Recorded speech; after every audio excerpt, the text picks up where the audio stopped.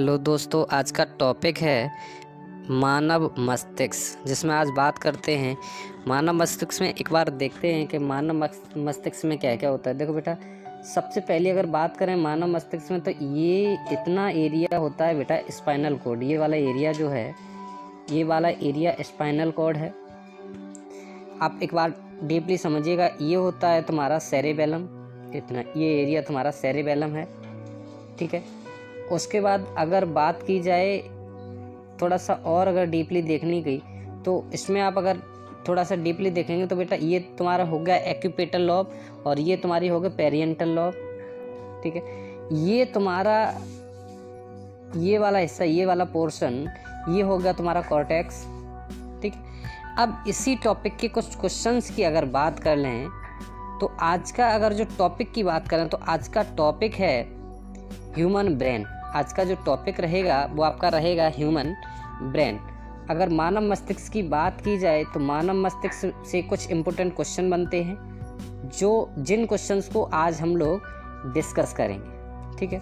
तो आज का पहला क्वेश्चन है, निम्नलिखित में से कौन सी मानव शरीर की सबसे बड़ी कोशिका है?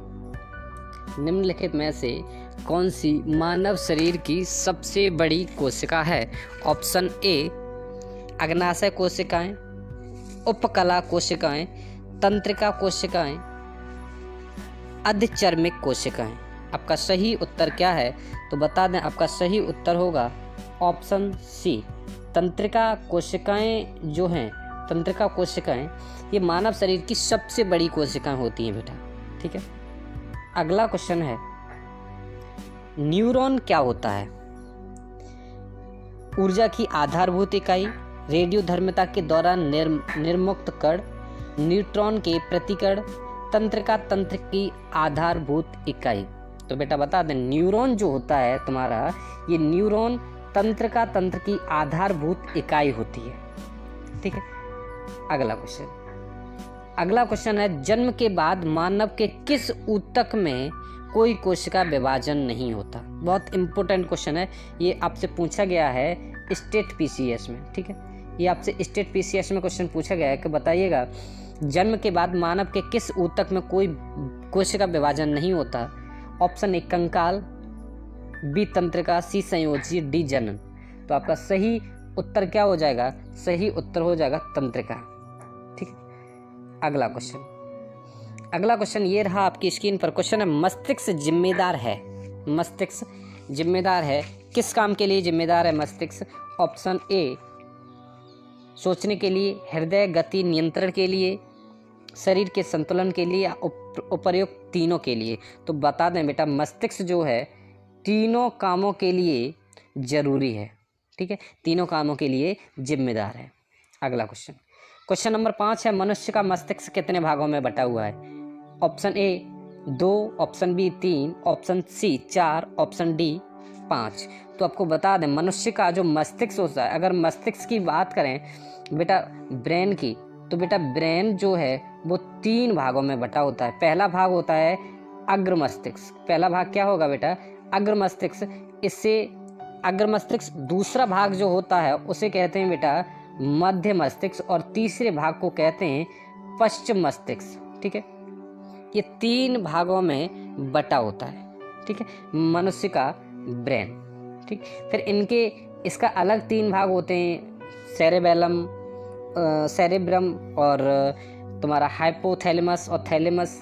इसके 3 भाग होते हैं। नंबर 1 होता है पोन्स, दूसरा होता है सेरेबेलम, तीसरा होता है ऑब्लोंगेटा, ठीक है। इसका सिंगल यही अपने आप में एक पार्ट होता है, ठीक है। अगला क्वेश्चन है, सेरेब्रम किससे संबंधित है? ऑप्शन ए यकृत, ऑप्शन बी हृदय, ऑप्शन सी मस्तिष्क, ऑप्शन डी नाड़ी। तो बता दें बेटा, आपको अभी जस्ट रिपीट किया है, सेरेब्रम एक मस्तिष्क का पार्ट होता है, और ये किसका पार्ट होता है? तो बता दें, ये अग्र मस्तिष्क का पार्ट होता है, ठीक है। तो आपका सही उत्तर क्या है? सेरेब्रम मस्तिष्क का पार्ट होता है, ठीक है। अगला क्वेश्चन है, मनुष्य के मस्तिष्क का सबसे बड़ा भाग कौन सा होता है? अनुमस्तिष्क, प्रमस्तिष्क, मध्य मस्तिष्क या मस्तिष्कांका? ठीक है। तो बेटा बता दें, मनुष्य के मस्तिष्क का सबसे बड़ा जो भाग होता है उसे कहते हैं प्रमस्तिष्क। प्रमस्तिष्क को ही कहा जाता है अग्र मस्तिष्क। प्रमस्तिष्क को ही क्या कहा जाता है? अग्र मस्तिष्क। तो समझ लीजिएगा सबसे बड़ा भाग क्या हो गया? प्रमस्तिष्क। ठीक है। अच्छा, अनुमस्तिष्क जो कहते हैं, यहाँ भी समझ लीजिएगा, अनुमस्तिष्क जो कहा जाता है, अनुमस्तिष्क कहा जाता है बेटा पश्च भाग को। पश्च मस्तिष्क को क्या कहा जाएगा? अनुमस्तिष्क। ये भी इंपॉर्टेंट है, ये भी याद रखिएगा। ठीक, अगला क्वेश्चन। अगला आपका क्वेश्चन है, मानव मस्तिष्क में बुद्धि का केंद्र होता है। बहुत इंपॉर्टेंट क्वेश्चन है, और ये जो भी क्वेश्चन इसमें से आपको पूछे जा रहे हैं सारे के सारे इंपॉर्टेंट क्वेश्चन हैं। ठीक है। मानव मस्तिष्क में सब बुद्धि का केंद्र कौन सा होता है? ऑप्शन ए अनुमस्तिष्क सेरेबेलम, प्रमस्तिष्क सेरेब्रम, मेडुला ऑब्लंगेटा और थैलेमस। तो आपका सही उत्तर होगा प्रमस्तिष्क सेरेब्रम, जो बुद्धि का केंद्र होता है, जिसे कहा जाता है hard disk of the brain. ठीक है। अगला क्वेश्चन है, मानव शरीर के किन कोशिकाओं में सबसे कम पुनर्योजन शक्ति रीजनरेटिव पावर होती है? रीजनरेटिव पावर का मतलब है दोबारा से किसी भी चीज़ को जनरेट करना, दोबारा से बन जाना। तो किन कोशिकाओं में सबसे कम होती है ये? मस्तिष्क कोशिकाएं, पेशी कोशिकाएं, अस्थि कोशिकाएं या यकृति कोशिकाएं? तो बेटा बता दें, आपका सही उत्तर क्या होगा? मस्तिष्क कोशिकाओं में ये सबसे कम होती है। ठीक है। अगला क्वेश्चन है, मानव मस्तिष्क की कौन सी पाली श्रवण में संबंधित है? ये बहुत इंपॉर्टेंट है। कौन सी पाली श्रवण के लिए संबंधित है, सुनने के लिए संबंधित है? अग्र ललाट पाली, वृत्तीय पाली, शंख पाली या अनुकपाल पाली? कौन सी पाली सुनने के लिए इंपॉर्टेंट है? तो बेटा आपका सही उत्तर होगा ऑप्शन सी, शंख पाली। ठीक है। अगला क्वेश्चन है, मानव शरीर में वे नियंत्रण केंद्र कहाँ है जो भूख, पानी, संतुलन तथा शरीर के तापमान और विनियमित करते हैं? ठीक है। वो कौन सा भाग है? प्रमस्तिष्क गोलार्ध में, अनुमस्तिष्क सेरेबेलम में, हाइपोथैलेमस में या मेडुला ऑब्लंगाटा में? तो बेटा आपका सही उत्तर क्या होगा? सही उत्तर है हाइपोथैलेमस, क्योंकि इसी में ही भूख, प्यास, फीलिंग सारी कुछ आ जाती है। ठीक है। अगला क्वेश्चन है, हमारे शरीर में मस्तिष्क का कौन सा भाग संवेगात्मक क्रियाओं को नियंत्रित करता है? संवेगात्मक क्रियाओं को नियंत्रित कौन सा भाग करता है हमारे शरीर में? Option A hypothalamus, option B तानिका, option C thalamus, option D प्रमस्तिष्क। तो आपका सही उत्तर क्या है बेटा? आपका 12 का सही उत्तर बेटा होगा, वो होगा आपका हाइपोथैलेमस। ठीक है। अगला क्वेश्चन है बेटा, मानव शरीर में श्वसन कार्य का केंद्रीय नियंत्रण कहाँ है? अधःश्चेतक हाइपोथैलेमस, अनुमस्तिष्क, मेडुला ऑब्लंगाटा और प्रमस्तिष्क। कहाँ पर मानव शरीर में श्वसन का कार्य होता है? कौन सा ब्रेन जिम्मेदार है बेटा? बताइएगा। Option A, B, C, D. तो आपका सही उत्तर होगा मेडुला ऑब्लंगाटा। कौन सा? Medulla oblongata. ठीक है। अगला क्वेश्चन ये रहा आपकी स्क्रीन पर। क्वेश्चन है, पीयूष ग्रंथि शरीर में किस स्थान पर स्थित होती है? हृदय की आधार में, मस्तिष्क के आधार में, गर्दन में या उदर में? बेटा पीयूष ग्रंथि की बात चलती है तो पीयूष ग्रंथि कहाँ स्थित होती है आपको बताना है। सही उत्तर आपका होगा मस्तिष्क के आधार में, और पीयूष ग्रंथि को इंग्लिश में कहते हैं पिट्यूटरी ग्लैंड। ठीक है। और पिट्यूटरी ग्लैंड के बारे में आगे आपको पता चले कि इसे मास्टर ग्लैंड के नाम से भी जाना जाता है। पीयूष ग्रंथि को मास्टर ग्रंथि के नाम से भी जाना जाता है। ठीक है। अगला आपका क्वेश्चन है, किसी रोगी की जैविक मृत्यु का अर्थ है निम्नलिखित में से उसके किस अंग के ऊतकों के मर जाने से है? अगर मान लो कोई भी व्यक्ति की जैविक मृत्यु का मतलब है कि ऐसा क्या हो जाए जिससे कि लगे कि इसकी जैविक मृत्यु हो गई है। ठीक है। ऐसा क्या उसकी बॉडी का कौन सा अंग डैमेज हो जाए? ऑप्शन ए वृक्क, ऑप्शन बी हृदय, ऑप्शन सी मस्तिष्क, ऑप्शन डी फेफड़ा। तो आपका सही उत्तर होगा, अगर ब्रेन डेड हो जाए तो उसकी जैविक मृत्यु हो जाती है। ठीक है। अगला क्वेश्चन अगला है, मनुष्य के शरीर में तंत्र को कितने भागों में विभाजित किया गया है? तो बता दें बेटा, मनुष्य के शरीर में तंत्र को 3 भागों में विभाजित किया गया है। अब अगर बात करें इन 3 भागों की तो ये रहे बेटा 3 भाग। ठीक है। ये आपके 3 भाग हैं। अब इन 3 भागों को एक बार देखते हैं। मानव शरीर में तंत्रिका तंत्र को 3 भागों में विभाजित किया गया है। ठीक है, 3 भागों में विभाजित किया गया है। ठीक है, सबसे पहला केंद्रीय तंत्रिका तंत्र, जो कहाँ कहाँ किसे किसे जोड़ता है बेटा। तो केंद्रीय तंत्रिका तंत्र की अगर बात करते हैं तो केंद्रीय तंत्रिका तंत्र बेटा, इसकी अगर बात की जाए केंद्रीय तंत्रिका तंत्र की, अगर बेटा बात करें केंद्रीय तंत्रिका तंत्र की, सबसे पहला है केंद्रीय तंत्रिका तंत्र। तो इससे थोड़ा सा समझते हैं केंद्रीय तंत्रिका तंत्र को। ठीक है, यहाँ से समझते हैं थोड़ा सा जूम करके। अगर केंद्रीय तंत्रिका तंत्र की बात कर रहे हैं तो समझ लेना थोड़ा सा डीपली, ये किस किस को जोड़ता है। तो ये मस्तिष्क और मेरुरज्जु को जोड़ता है। ठीक है, केंद्रीय तंत्रिका तंत्र। ठीक, अब अगर बात करें दूसरे नंबर पर परिधीय तंत्रिका तंत्र। ठीक है, तो परिधीय तंत्रिका तंत्र क्या करता है, मेरु तंत्रिकाएं और कपाल तंत्रिकाएं, इन दोनों को जोड़ता है। ठीक है, अब अगर तीसरे की बात की जाए स्वायत्ता तंत्रिका को, तो ये परानुकंपी तंत्र होता है और अनुकंपी तंत्रिका तंत्र होता है। ठीक है, इन दोनों को आपस में ही जोड़ता है। ठीक है, अब आपको याद रहेगा मानव शरीर में तंत्रिका तंत्र जो है उसे 3 भागों में डिवाइड किया जाता है। केंद्रीय तंत्रिका तंत्र जैसे मस्तिष्क और मेरुरज्जु आता है, परिधीय तंत्रिका तंत्र जिसमें मेरु तंत्रिकाएं और कपाल, और स्वायत्त तंत्रिका। ठीक है, अगला क्वेश्चन है, हमारे शरीर में सबसे बड़ी कोशिका पाई जाती है, साइटोन, डेंड्रॉन, तंत्रिका कोशिका या एक्सॉन। तो आपका सही उत्तर क्या होगा बेटा, आपका सही उत्तर होगा सबसे बड़ी जो कोशिका होती है वो कहाँ पाई जाती है, तो तंत्रिका कोशिका होती है। ठीक है, अगला क्वेश्चन अब समझते हैं थोड़ा सा, इसे थोड़ा सा डीपली और समझ लेते हैं। तंत्रिका कोशिका, सबसे बड़ी तंत्रिका कोशिका होती है सबसे बड़ी कोशिका। ठीक है, अब इसे थोड़ा सा समझ लेते हैं कि जो भी ये ऑप्शन थे तंत्रिका कोशिका के ये भाग हैं, साइटोन, डेंड्रॉन और एक्सॉन। ठीक है, ये तंत्रिका कोशिका के 3 भाग हैं। कौन कौन से, साइटोन, डेंड्रॉन और एक्सॉन। ठीक है, अगला क्वेश्चन है ये तुम्हारा, ये रहा आपकी स्क्रीन पर। क्वेश्चन है, मानव शरीर में सूचनाओं को एक न्यूरॉन से दूसरे न्यूरॉन तक ले जाने का कार्य करता है।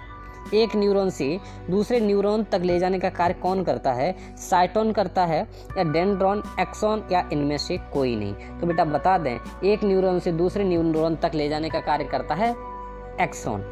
ठीक है, अगला क्वेश्चन बेटा ये रहा आपके स्क्रीन पर। क्वेश्चन है कि मानव मस्तिष्क का वजन कितना होता है। Option A 800 gram, B 200 gram, C 1000 gram, D 1400 gram. तो बेटा अगर पूरे मानव शरीर की बात की जाए, पूरे मानव मस्तिष्क की बात की जाए, पूरी मानव प्रजाति की, तो आपको टिक करना रहेगा 1400 ग्राम। अगर आपसे कहा जाए कि मेल में बताओ, ठीक है, अगर मेल का बात की जाए तो मेल की अगर बात की जाए तो केवल तो रहेगा 1450 ग्राम।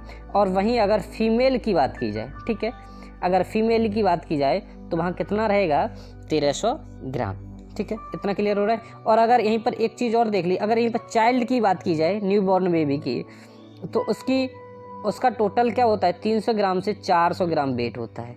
और अगर पूरी बॉडी की बात की जाए तो पूरी बॉडी का ये 2% होता है। ठीक है, पूरी बॉडी के टोटल भार का 2% होता है।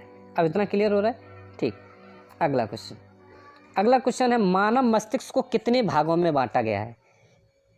3 भागों, 2 भागों में, 4 भागों में या इनमें से कोई नहीं। तो बेटा बता दें, मानव मस्तिष्क को 3 भागों में बांटा गया है। अब आपको एक्सप्लेन करते हैं ये 3 भाग कौन कौन से हैं। ठीक है, तो आइएगा, देखो बेटा, मानव मस्तिष्क को 3 भागों में बांटा गया है। पहला मस्तिष्क अग्र मस्तिष्क या प्रमस्तिष्क, दूसरा है बेटा मध्य मस्तिष्क, और तीसरा कौन सा है, पश्चिम मस्तिष्क। तो मानव मस्तिष्क को कितने भागों में बांटा गया है, अग्र मस्तिष्क, मध्य मस्तिष्क और पश्चिम मस्तिष्क। ठीक है, अगला क्वेश्चन है, मस्तिष्क का सबसे बड़ा भाग होता है प्रमस्तिष्क, मध्य मस्तिष्क या पश्चिम मस्तिष्क या इनमें से कोई नहीं।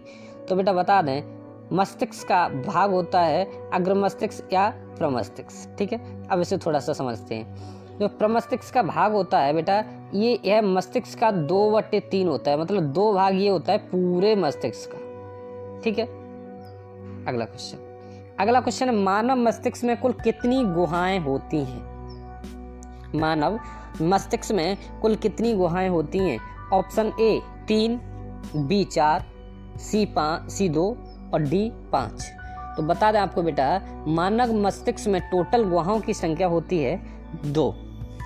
ठीक है, अगला क्वेश्चन है मानव मस्तिष्क में जो खोखले स्थान होते हैं। अच्छा, ये थोड़ा सा डीपली से समझ लेते हैं कि मस्तिष्क में जो भी खोखले गोल स्थान होते हैं ना, उन्हें ही क्या कहा जाता है? गुहाएं कहा जाता है। ठीक है, इसे याद रखना। अगला क्वेश्चन है तुम्हारा, ये रहा आपकी स्क्रीन पर। क्वेश्चन है, मनुष्य शरीर को संतुलित बनाए रखने के लिए मस्तिष्क का कौन सा भाग कार्य करता है? बेटा, कौन सा भाग ऐसा है मस्तिष्क का जो संतुलन बनाए रखता है? ठीक है, सेरिबेलम, सेरिब्रम, डायनेसिफेलोन, मेडुला ऑब्लंगाटा। बेटा, कौन सा ऐसा भाग है बताइए तो आपका सही उत्तर होगा बेटा सेरिबेलम। ठीक है, सेरिब्रम किसका भाग है? तो सेरिब्रम बेटा तुम्हारा अग्र मस्तिष्क या प्रमस्तिष्क का भाग होता है। ठीक है, इतना आप क्लियर रखिएगा। ठीक, बाद बाकी मेडुला ऑब्लंगोटा अगर इसकी बात की जाए तो ये भी पश्चिम मस्तिष्क का भाग होता है। सेरिबेलम और सेरिब्रम, ये दोनों की अगर बात की जाए तो सेरिबेलम जो होगा अग्र का। ठीक है, सेरिबेलम की अगर बात की जाए, सेरिबेलम जो होता है वो पश्चिम मस्तिष्क का भाग होता है, ये वाला, और सेरिब्रम जो होता है वो अग्र मस्तिष्क, सेरिब्रम अग्र मस्तिष्क का भाग होता है, और सेरिबेलम और मेडुला ऑब्लंगाटा ये दोनों किसके होते हैं? तो ये दोनों पश्चिम मस्तिष्क के भाग होते हैं। ठीक है, और सेरिबेलम ही पूरी तरीके से जिम्मेदार है शरीर को बैलेंस बनाए रखने के लिए। इसका क्या क्या और काम होता है? तो देखो बेटा, शरीर का बॉडी बैलेंसिंग होती है। ठीक है, बॉडी बैलेंसिंग। दूसरा काम होता है बेटा स्पीकिंग। ठीक है, तीसरा इसका काम जो होगा स्पीकिंग होगा, बॉडी बैलेंसिंग हो गया। उसके बाद इसका ये क्या होता है कि जब एल्कोहल कोई ज़्यादा पी ले, दारू, अगर कोई शराब का ज़्यादा सेवन कर ले तो आपका ये इफेक्टेड हो जाता है। ठीक है, और इसी के इफेक्टेड के चलते हुए कि आदमी लड़खड़ा करके चलता है और बात करने में भी थोड़ी सी प्रॉब्लम उसे क्रिएट होती है। ठीक, क्लियर हो रहा है? ठीक, अगला क्वेश्चन है आपका, मेरुरज्जु की लंबाई कितनी होती है? मेरुरज्जु की लंबाई कितनी होती है? ऑप्शन 42 से 45 सेंटीमीटर, 40 से 42 सेंटीमीटर, 38 से 40 सेंटीमीटर या 45 से 49 सेंटीमीटर। तो बता दें बेटा, मेरुरज्जु की जो लंबाई होती है वो होती है ऑप्शन ए 42 से 45 सेंटीमीटर। ठीक है, अगला क्वेश्चन है, अंतःस्रावी विज्ञान का जनक किन्हें कहा जाता है? अंतःस्रावी विज्ञान का जनक किसे कहा जाता है? Charles Babbage, Copernicus, Thomas Edison या इनमें से कोई नहीं। तो बेटा आपको बता दें कि अंतःस्रावी विज्ञान का जनक जिसे कहा जाता है उनका नाम है थॉमस एडिसन। अब आपको कमेंट बॉक्स में आज के जो तुम्हारे लिए 2 क्वेश्चन हैं, चार्ल्स बेबेज ने किसका आविष्कार किया था, या चार्ल्स बेबेज किसके फादर कहे जाते हैं, और कोपरनिकस किसके फादर कहे जाते हैं, आपको ये पता करना है। ठीक है, किसके फादर कहे जाते हैं चार्ल्स बेबेज और किसके फादर कहे जाते हैं कोपरनिकस। आप कमेंट बॉक्स में इसका आंसर जरूर दीजिएगा। ठीक, अगला क्वेश्चन अंतःस्रावी तंत्र के अध्ययन को क्या कहते हैं? अंतःस्रावी तंत्र के अध्ययन को क्या कहते हैं? Option A anatomy, option B endocrinology, option C acrobatics, option D agronomy. Question number 26 का क्या सही उत्तर होगा? तो बता दें बेटा, आपका सही उत्तर है एंडोक्राइनोलॉजी। बेटा ये क्वेश्चन पूछा गया था तुम्हारा आरआरबी जेई के एग्जाम में, और यही क्वेश्चन पूछा गया था ग्रुप डी में, यही कुछ क्वेश्चन पूछा गया था, रिपीटेड क्वेश्चन है, और यही क्वेश्चन पूछा गया था एएलपी लोको पायलट में। ठीक है, और अभी का रीसेंट जो एग्ज़ाम है उसमें इसी का घुमा के क्वेश्चन पूछ लिया गया था। अभी रिसेंट एग्ज़ाम जो एनटीपीसी का हुआ है उसमें क्वेश्चन यही था, लेकिन घुमा के क्या क्वेश्चन था? क्वेश्चन में ये पूछा गया था, बताइए को एंडोक्राइनोलॉजी में किसका अध्ययन होता है? क्वेश्चन बस इतना ही घूमा हुआ था। ठीक है, तो आपका सही उत्तर क्या होगा? अंतःस्रावी तंत्र का अध्ययन होता है। ठीक, अगला क्वेश्चन आपका मानव शरीर में मास्टर ग्रंथि किसे कहते हैं? मास्टर ग्रंथि मानव शरीर में किसे कहते हैं? ऑप्शन ए मास्टर ग्रंथि मानव शरीर में किसे कहते हैं? Option A thymus, option B pineal ग्रंथि, ऑप्शन सी थायराइड ग्रंथि, ऑप्शन डी पीयूष ग्रंथि। ठीक है, किसे मानव शरीर में मास्टर ग्रंथि कहा जाता है? तो बेटा बता दें, मास्टर ग्रंथि किसे कहा जाता है? मास्टर ग्रंथि कहा जाता है बेटा पीयूष ग्रंथि को। किसे कहा जाएगा बेटा? पीयूष ग्रंथि को। अब बता दें थोड़ा पीयूष ग्रंथि के बारे में थोड़ी सी नॉलेज दे दें। तो ये है पीयूष ग्रंथि के बारे की थोड़ी सी जानकारी। ठीक है, सबसे पहली जानकारी ये है कि पीयूष ग्रंथि की कि यह मानव शरीर की मास्टर ग्रंथि होने के साथ साथ सबसे छोटी अंतःस्रावी ग्रंथि है। ये सबसे छोटी अंतःस्रावी ग्रंथि है मानव शरीर में ग्रंथि होने के साथ साथ। ठीक है, ये आपको याद रखना है क्योंकि ये क्वेश्चन स्टेट पीसीएस में क्वेश्चन ये पूछा गया था कि बताइएगा मानव शरीर की सबसे छोटी अंतःस्रावी ग्रंथि कौन सी है। ठीक है, तो पीयूष ग्रंथि।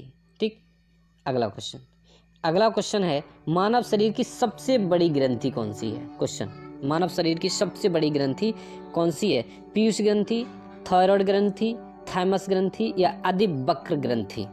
अधिवक्र ग्रंथि। बेटा आपका सही उत्तर क्या होगा आपको बता दें। अब मानव शरीर की सबसे बड़ी ग्रंथि है वो है थायराइड ग्रंथि।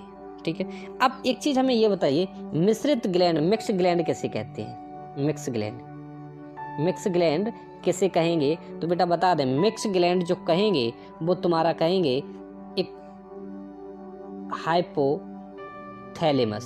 ठीक है, हाइपोथैलेमस को मिक्स ग्लैंड कहेंगे क्योंकि बेटा ये क्या करती है, तुम्हारा ज्यूस भी देती है। ठीक है, और उसके बाद तुम्हारा एंजाइम भी देती है। ज्यूस और एंजाइम दोनों ही ये देती है। ठीक है, इसलिए इसे मिक्स ग्लैंड कहते हैं। और यही एक वजह होती है कि ये क्या करती है, हाइपोथैलेमस ग्लैंड पीयूष ग्रंथि को सिग्नल देती है। ठीक है बेटा, पीयूष ग्रंथि को सिग्नल देती है और हाइपोथैलेमस के इशारे पर पीयूष ग्रंथि अपनी अन्य जो भी पीयूष ग्रंथि की ग्रंथियां होती है साथ ये उसको आदेश देती है। इसीलिए हाइपोथैलेमस ग्लैंड को कहा जाता है, हाइपोथैलेमस ग्लैंड को कहा जाता है, क्या कहा जाएगा बेटा? मास्टर ऑफ, हाइपोथैलेमस ग्लैंड को कहा जाता है मास्टर ग्लैंड। हाइपोथैलेमस को क्या कहा जाएगा?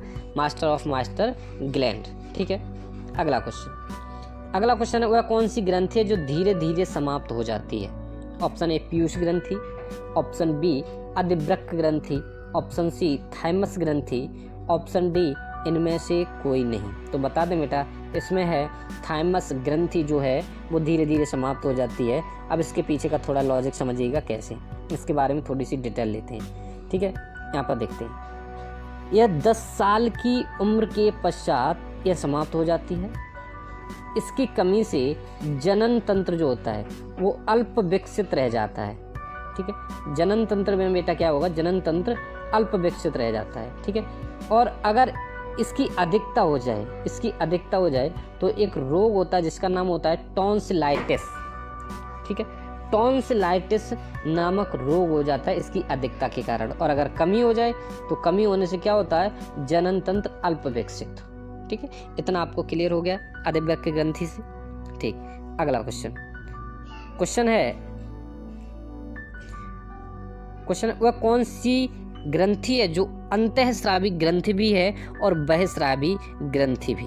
ठीक है, ऑप्शन ए अग्नाशय ग्रंथि, ऑप्शन बी थाइमस ग्रंथि, ऑप्शन सी पीयूष ग्रंथि, ऑप्शन डी अधिवक्र ग्रंथि। तो बेटा बता दें अंतःस्रावी ग्रंथि कौन सी है? अंतःस्रावी और बहिस्रावी दोनों ही ग्रंथि हैं, वो है बेटा अग्नाशय ग्रंथि। ठीक है, अग्नाशय जो ग्रंथि है बेटा वो अंतःस्रावी बहिस्रावी दोनों ही ग्रंथियों में आती है। ठीक है, अब अगर बात करें थोड़े से, अगर ब्रेन की बात चल रही है तो ब्रेन में यहाँ थोड़ा सा और तुम्हें समझा दें कि अगर मानव शरीर का जो ब्रेन होता है, अगर मानव शरीर के ब्रेन की बात करें तो भी बेटा ये टोटल किसी भी मानव शरीर की मृत्यु के बाद ये टोटल 7 मिनट तक जीवित रह सकता है, पहला टॉपिक। ठीक है, अगर बात करें हाइपोथैलेमस की, मैं इम्पोर्टेंट चीज़ें केवल आपको बता रहा हूँ। अगर बेटा बात करें हाइपोथैलेमस की तो हाइपोथैलेमस हमारी बॉडी में सबसे ज़्यादा अहम भूमिका निभाता है। ठीक है, अगर बात करें कि हमारी बॉडी में ट्री ऑफ लाइफ किसे कहा जाता है, किस मस्तिष्क को ट्री ऑफ लाइफ कहा जाता है, तो ये आपको कमेंट में बताना है। ट्री ऑफ लाइफ किस मस्तिष्क को कहा जाता है, ट्री ऑफ लाइफ, क्योंकि ये बहुत इंपॉर्टेंट है। बताइएगा ट्री ऑफ लाइफ किसे कहा जाता है, ठीक है। उसके बाद अगर आपसे कहा जाए कि कुछ पिछले क्वेश्चन अगर देख लिए जाएं और अगर आपसे कहा जाए बेसिक यूनिट ऑफ लाइफ किसे कहा जाता है, बेसिक यूनिट ऑफ लाइफ, तो ये सारे क्वेश्चंस को एक बार और ये कोशिश किया करो कि इन सारी चीज़ों को आप कमेंट बॉक्स में ही दें, ठीक है। जिससे क्या होता है कि अगर आप कमेंट बॉक्स में देते हैं तो आपके जितने सही होते हैं या गलत होते हैं वो कन्फर्म हो जाते हैं, ठीक।